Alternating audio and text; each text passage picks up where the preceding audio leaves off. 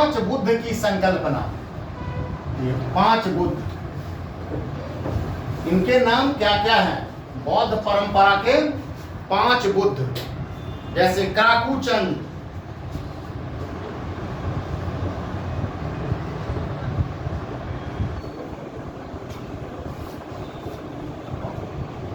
कनक मुनि। अशोक के अभिलेखों में आप देखेंगे कि अशोक गए थे बुद्ध लुम्बिनी, वहां अभिलेख है कि कनक मुनि के स्तूप का विस्तार कराया था उन्होंने, कनक मुनि। तीसरा कश्यप, चौथा शाक्य मुनि। बुद्ध को शाक्य मुनि भी कहा जाता है क्योंकि ये क्षत्रियों की शाक्य क्लैन कुल से संबंधित थी। तो शाक्य मुनि गौतम बुद्ध।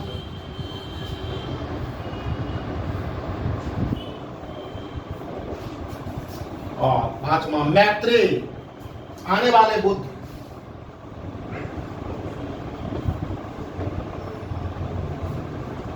बौद्ध परंपरा के 5 बुद्ध, काकुचंद, कनक मुनि, कश्यप, शाक्य मुनि और मैत्रेय, ये आने वाला है।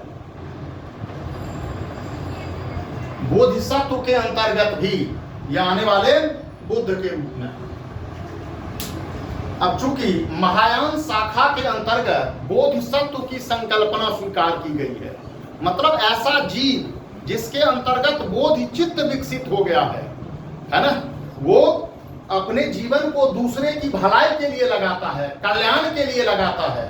तो इसमें कई बुद्ध की संकल्पना, महायान शाखा के अंतर्गत बोधि चित्त विकसित होकर अपने जीवन को मानव के कल्याण या भलाई के लिए लगा देना, इसमें बोधिसत्व हो सकता है।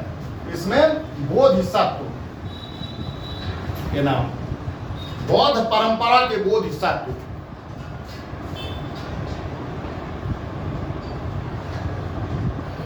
बौद्ध परंपरा के बोधिसत्व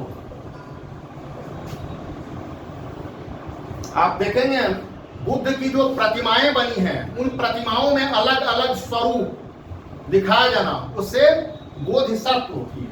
जैसे अवलोकितेश्वर,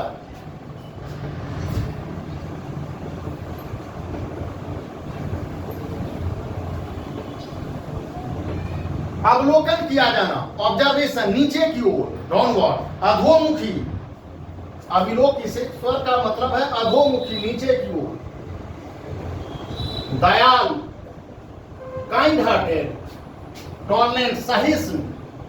इसका तात्पर्य है कि अवलोकितेश्वर बोधिसत्व जो है वो नीचे अधोमुखी, सब ना, दयालु, काइंड हार्टेड और सहिष्णु, टॉलरेंट। दूसरा मंजूश्री,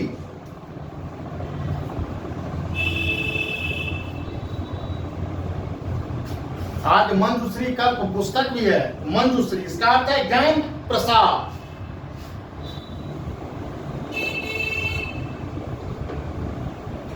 क्या है? ज्ञान प्रसाद। पुस्तक, तलवार का धारण करना,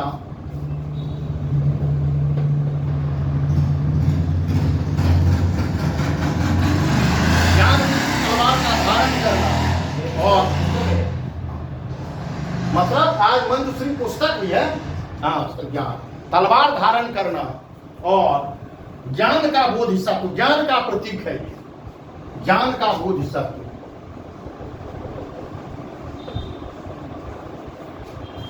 ज्ञान का बोधिसत्व। वज्रपाणी, पानी का अर्थ क्या होता है? हाथ। वज्र, थंडर बोल्ट, वज्र को धारण करना, तो हाथ में वज्र को धारण करना। दुष्कर्म और पाप का सत्व, वज्र धारण, हाथ में थंडर बोल्ट, वज्र धारण। दुष्कर्म और पाप का सत्व।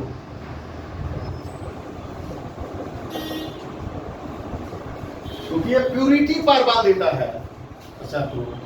और शक्ति का बोधिसत्व, वज्र है हाथ में, तो शक्ति का बोधिसत्व, शक्ति का बोधिसत्व।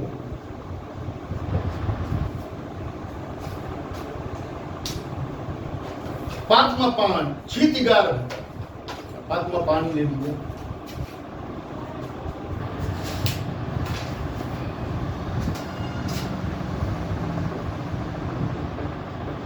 पद्म का अर्थ होता है कमल।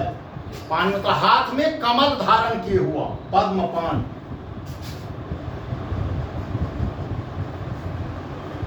कमल धारण। कमल अपने आप में शुद्धता का प्रतीक है। और क्या, जैसे कीचड़ से उत्पत्ति होती है कमल की और निर्लिप्त रहता है माया से आसक्ति से रहित। शुद्धता, माया आसक्ति से रहित। अमिताभ, अमित आभा वाला। असीम प्रकाश, इनफाइनाइट लाइट, असीम प्रकाश। अमित जोर और अमित आभा वाला। दैवी बुद्ध की संकल्पना जो महायान शाखा में,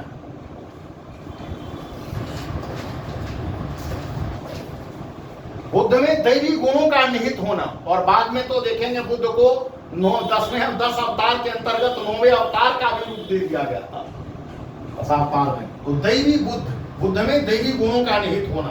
क्षितिगर्भ,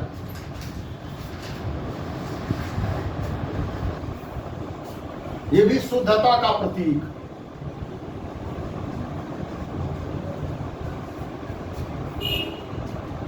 प्रज्ञा पारमिता,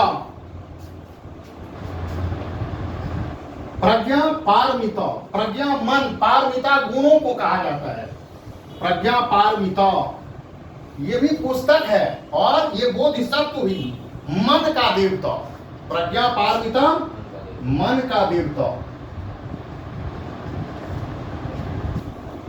बाद में हम लोग देखेंगे महायान कल्ट के अंतर्गत, क्योंकि एक जीवन में सभी पारमिताओं को प्राप्त नहीं किया जा सकता है, इसीलिए बार बार जन्म लेना पड़ता है तो रिबर्थ के लिए। तो मन का देवता प्रज्ञा पारमिता।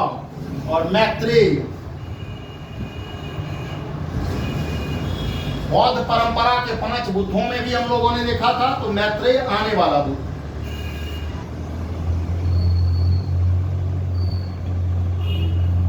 अब ये जो बोधिसत्व है, उनकी जो प्रतिमाएं बनाई गई है जगह जगह पर, देखेंगे इनके हाथ में जो विभिन्न प्रकार के, जैसे वज्र, कमल धारण किए हुआ, जैसे अधोमुखी, ये सब इस बोधिसत्व की कल्पना को दर्शाती है ना।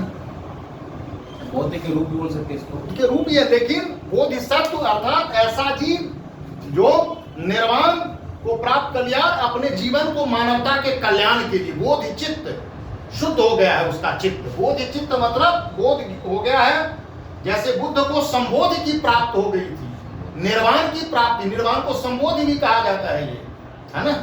हाँ, तो वैसे ही कल्याण के लिए लगा देना। तो ये बोधिसत्व, ये महायान कल्ट किए है। अगर ऐसा पूछता है तो क्या होगा, बोधिसत्व स्पष्ट तौर पर महायान शाखा से संबंधित है, इन यान से संबंधित नहीं है।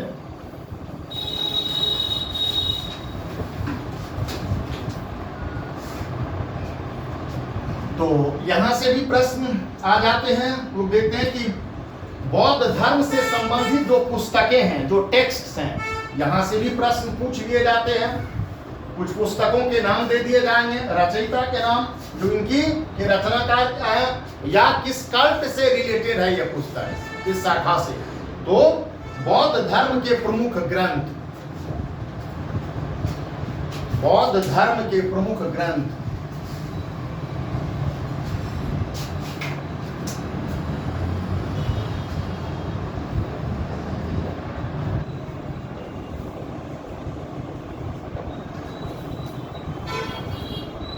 अब जैसे मूल ग्रंथ अगर बौद्ध धर्म से संबंधित देखा जाए तो वो त्रिपिटक है। सबसे मूल जो ग्रंथ है वो क्या है, त्रिपिटक है। त्रि का अर्थ होता है 3, पिटक का मतलब होता है पिटारा, बॉक्स, केस।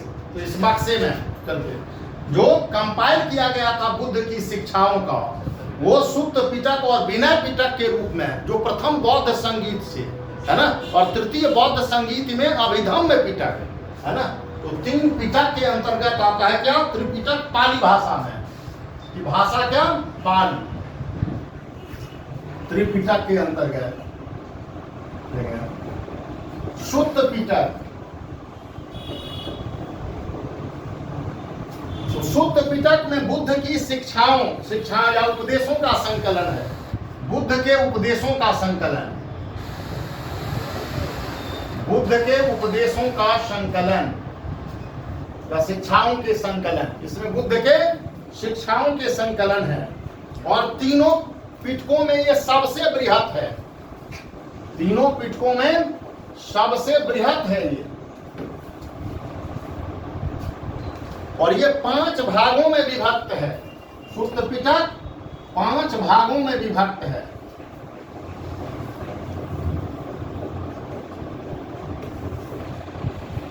जैसे दीघ निकाय,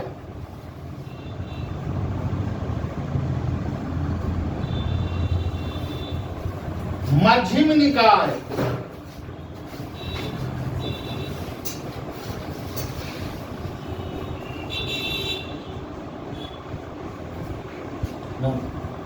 अंगुत्तर निकाय, मध्यम है सर। हाँ मध्यम, खुद्दक निकाय,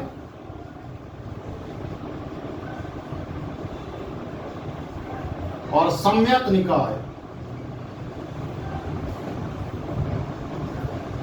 देखिए कई बार हम लोग देख चुके हैं कि 16 महाजनपदों के उद्भव के बारे में जो हमें जानकारी प्राप्त होती है उसमें बौद्ध ग्रंथ अंगुत्तर निकाय और जैन ग्रंथ भगवती सूत्र से। तो ये जो बौद्ध ग्रंथ अंगुत्तर निकाय है, अब एससी से प्रश्न पूछा जा सकता है कि अंगुत्तर निकाय किस ग्रंथ से संबंधित है, मेन टेक्स्ट क्या है इसका? तो अंगुत्तर निकाय का मुख्य ग्रंथ जो है वो कौन सा है? सुत्त पिटक। ये 5 निकायों में सुत्त पिटक है। इसमें अंगुत्तर निकाय एक भाग है, 5 भागों में। तो अंगुत्तर निकाय सुत्त पिटक का अंग है, जिसमें 16 महाजनपदों के, उसमें छिटपुट ऐसे दीघ निकाय में अधिक संदेश है, मध्यम निकाय अधिक। तो छिटपुट बुद्ध के उपदेशों का संकलन है 16 महाजनपदों के बारे में और के बारे में जानकारी। इस समय काल के सामाजिक आर्थिक जीवन की भी इससे मिल जाते हैं हमें इतिहास निर्माण के अंतर्गत। तो सुत्त पिटक,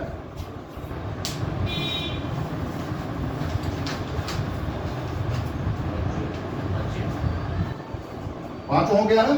हाँ।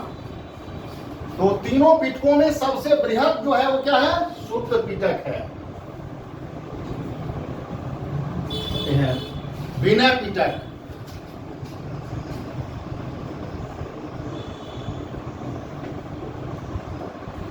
विनय पिटक में संघ के नियमों का उल्लेख है। नियमों का उल्लेख मतलब भिक्षुओं की जो जीवन चर्या है, बिहेवियर है, आचरण है, उसका उल्लेख है। विनय मतलब चरण, भिक्षुओं के आचरण अथवा जीवन चर्या, किस प्रकार की डिसिप्लिन की जो लाइफ है, अनुशासन को रखा जाए, ये संघ के नियमों के अंतर्गत। तो ये विनय पिटक के द्वारा। शुद्ध पिटक के कौन थे? आनंद। विनय पिटक के कौन? उपाल। प्रथम बौद्ध संगीत में हम लोग देख चुके हैं, है ना, इसको याद रखना है। और तीसरा अभिधम्म पिटक, इसमें बौद्ध धर्म के दर्शन की चर्चा की गई है ना। It deals with the Buddhist philosophy, बौद्ध दर्शन, deals with the Buddhist philosophy, बौद्ध दर्शन की चर्चा। और ये कब? तृतीय अभिधम्म पिटक तृतीय बौद्ध संगीत के उपरांत आया था, after third Buddhist council, Pataliputra. Abhidhamma Pitaka चूंकि मतभेद जो तृतीय बौद्ध संगीत के बाद।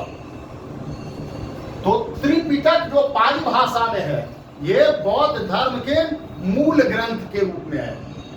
इसके बाद अन्य पुस्तकें भी हैं जहां से हमें बौद्ध धर्म के सिद्धांतों के बारे में, समकालीन राजनीतिक, सामाजिक, आर्थिक जीवन, बौद्ध संघ, दर्शन के बारे में जानकारियां प्राप्त होती है। तो मूल जो है ये त्रिपिटक है।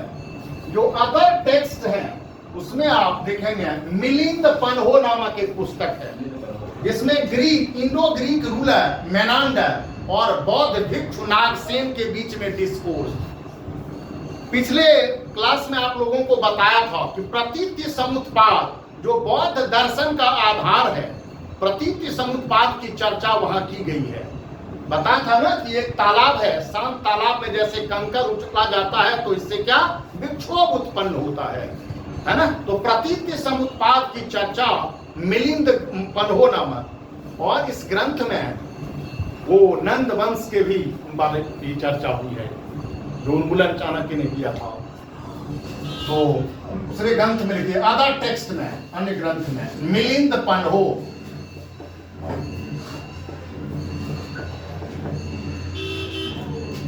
एक डिस्कोर्स के रूप में है, वार्ता के रूप में है, इंडो ग्रीक रूलर मेनांडर और बौद्ध भिक्षु नागसेन के बीच में।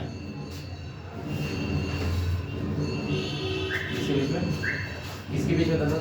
मेनांडर और बौद्ध भिक्षु नागसेन के बीच में वार्ता, डिस्कोर्स। क्योंकि बौद्ध धर्म का प्रचार प्रसार श्रीलंका में भी अशोक के काल में अशोक के पुत्र महेंद्र और पुत्री संघमित्रा, तो श्रीलंका में भी बुद्धिस्ट क्रॉनिकल्स लिखे गए जो श्रीलंकन क्रॉनिकल्स कहलाते हैं, श्रीलंकन इतिवृत्ति। तो दीपवंश, महावंश, कुलवंश सब श्रीलंका में लिखे गए, श्रीलंकन क्रॉनिकल्स के रूप में, श्रीलंकाई इतिवृत्ति के रूप में।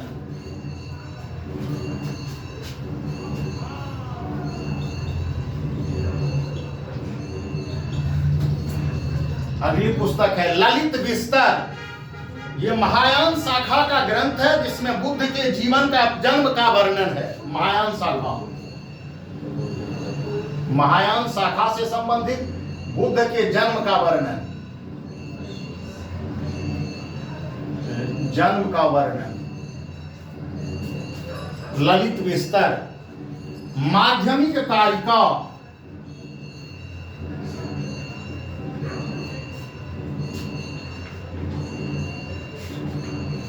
माध्यमिक और योगाचार, ये दो संप्रदायों, उप संप्रदायों को हम लोगों ने देखा था महायान कल्ट में, है ना। महायान कल्ट में माध्यमिक और योगाचार, माध्यमिक दर्शन या शून्यात दर्शन भी कहा जाता है, सापेक्षतावाद का सिद्धांत, माध्यमिक कारिका में रचिता नागार्जुन इसके, और नागार्जुन को भारत का आइंस्टीन भी कहा जाता है, नागार्जुन। में शून्यात दर्शन या फिर सापेक्षतावाद का दर्शन भी। सूत्रालंकार,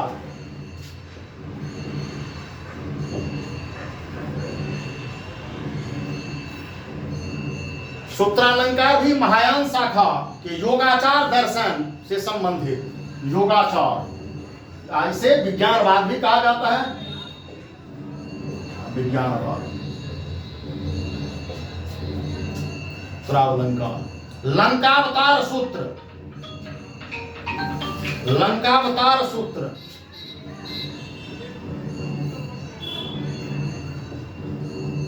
ये भी योगाचार दर्शन का। सूत्रालंकार सूत्र और लंकावतार सूत्र दोनों।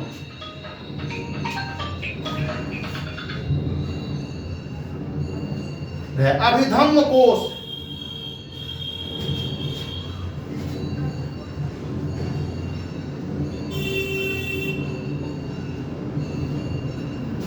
विभाषा शास्त्र पर वसुबंधु की लिखी गई टीका। विभाषा शास्त्र पर वसुबंधु की लिखी गई टीका।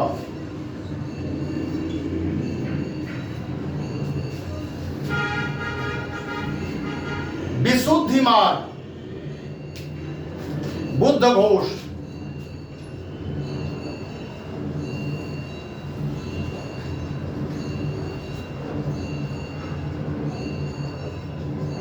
बुद्ध घोष इसकी रचना की।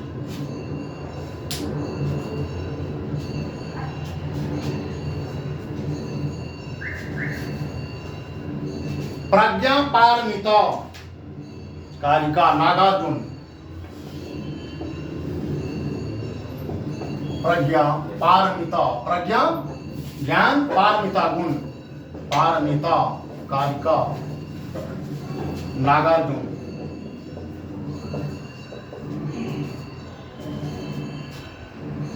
बाद बुद्ध चरित्र, रचनाकार अश्वघोष। कनिष्क का जो पाटलिपुत्र अभियान हुआ था, उसमें जब पाटलिपुत्र पर चढ़ाई की थी तो वो 3 चीज वहां से लाया था।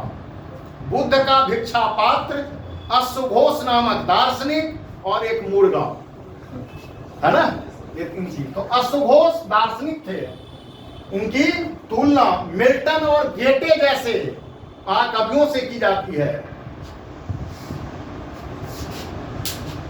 ये बहुमुखी प्रतिभा के धनी थे। तो बुद्ध घोष की रचना और बुद्ध चरित्र की रचना अश्वघोष, ये महाकाव्य है। अश्वघोष की 3 रचनाएं। सौंदरानंद,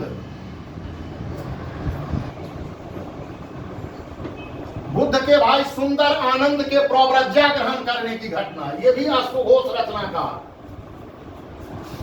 और सारिपुत्र प्रकरण,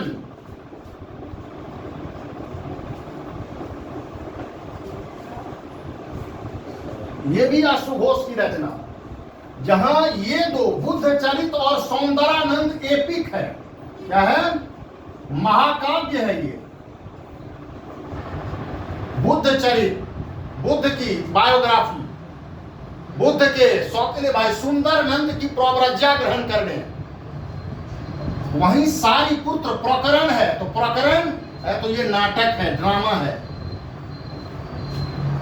देखिएगा इनमें से क्या है। तो अश्वघोष ये 3 रचनाएं, बुद्ध चरित, सौंदरानंद और सारिपुत्र प्रकरण। तो बुद्ध चरित और सौंदरानंद जहां महाकाव्य है, वहीं सारिपुत्र प्रकरण नाटक है। तो इतने सारे टेक्स्ट अगर हम लोग देख लेते हैं, इससे क्या हो जाएगा, तो जो प्रश्न पूछे जाते हैं टेक्स्ट से रिलेटेड, ये संभवतः यहां से प्रश्न हो जाएंगे। यह कि बौद्ध धर्म को संरक्षण प्रदान करने वाले शासक, ये भी आ जाता है कि किस शासक ने बौद्ध धर्म को संरक्षण प्रदान किया। 4 शासक का नाम दे देगा और किसने किया और नहीं किया इसके संदर्भ में।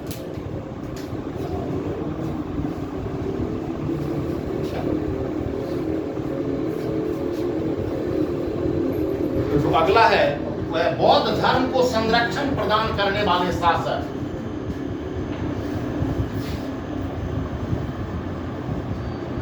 संरक्षण प्रदान करने वाले शासक,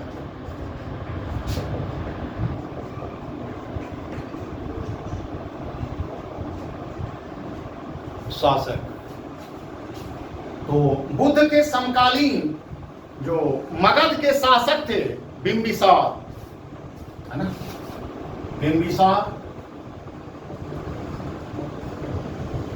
अजातशत्रु। अब अगर प्रश्न कई बार ये रहता है कि बुद्ध किसके समकालीन, तो इन दोनों के समकालीन थे।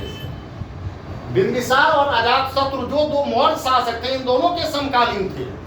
मृत्यु किसके समय में हुई, तो अजातशत्रु के समय में हुई, क्योंकि just after the death of Buddha the first Buddhist council held at Saptaparni cave Rajgriha and patron Ajatashatru. Ajatashatru संरक्षक थे, है ना। बाद कालाशोक, द्वितीय बौद्ध संगीत का आयोजन कहां हुआ था, वैशाली में, पैटर्न कालाशोक। ये तीनों ही शासक मगध से थे। और अशोक की बात आती है तो वो तो थे मगध से ही, लेकिन मौर्य वंश। अशोक संरक्षण, क्योंकि मौर्य वंश का जो प्रथम शासक चंद्रगुप्त मौर्य वो जैन धर्म का, और बिंदुसार आजीवक धर्म का, अशोक बौद्ध धर्म। तो अशोक के बाद प्रसेनजीत,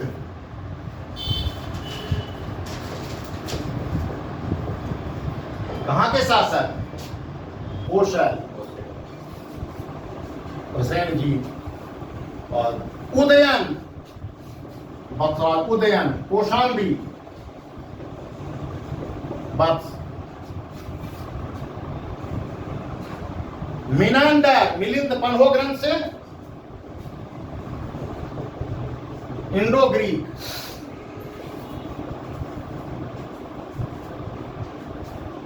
और कुषाण वंशी कुजुल कैटफिशेस,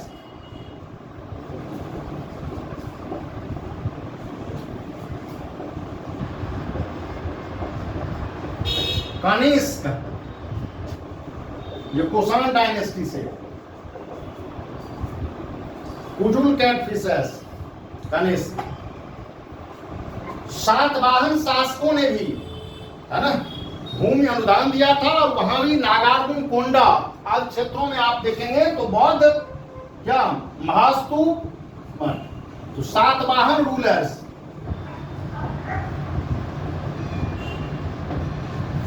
बंगाल में पाल शासकों ने, और उससे पहले अगर देखेंगे तो पुष्यभूति वंश के हर्षवर्धन,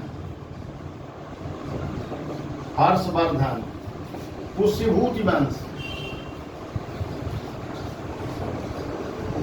थानेश्वर का हर्षवर्धन, जिसने अपनी राजधानी कन्नौज स्थानांतरित किया था, है ना, कन्नौज महासभा का आयोजन। और चाइनीज ट्रैवलर उसके समय काल में आया था कौन? वेनसांग, है ना, यात्रियों का राजकुमार। तो हर्षवर्धन पुष्यभूति वंश का। और पाल शासक, पाल कला भी है, उसी समय काल में विक्रमशिला विश्वविद्यालय भी स्थापना हुआ था, नालंदा महाविहार के लिए भी कप्तान में। तो पाल डायनेस्टी, तो पाल शासक, तो धर्मपाल का नाम विशेष रूप से लिया जाता है।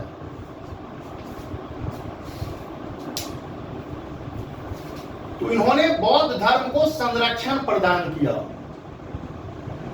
तो कई बार प्रश्न पूछ लिए जाते हैं,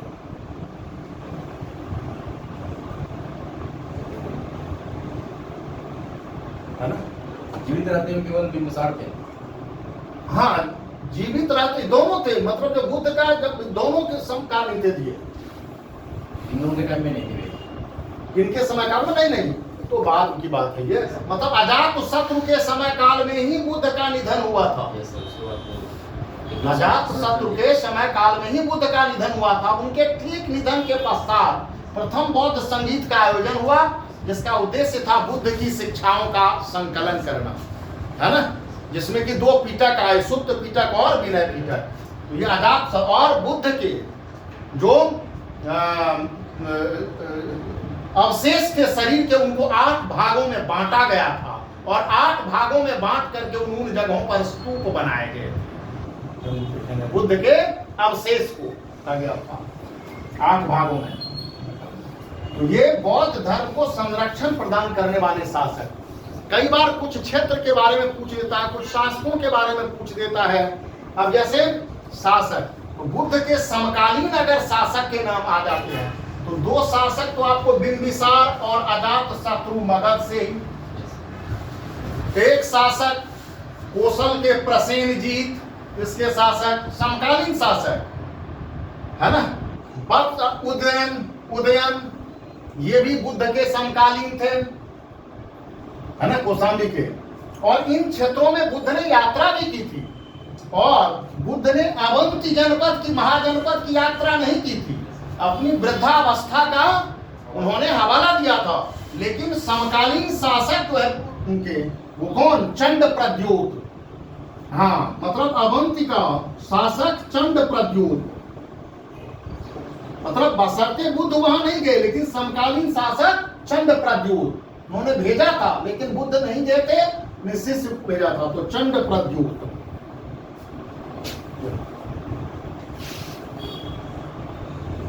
और बताया था कि जो अस्थेरवादी अस्थविरवादी थे वो अवंती क्षेत्र से, इसीलिए अवंतिक भी के रूप से नाम आया, पश्चिमी शाखा के रूप में भी उसे जाना जाता है।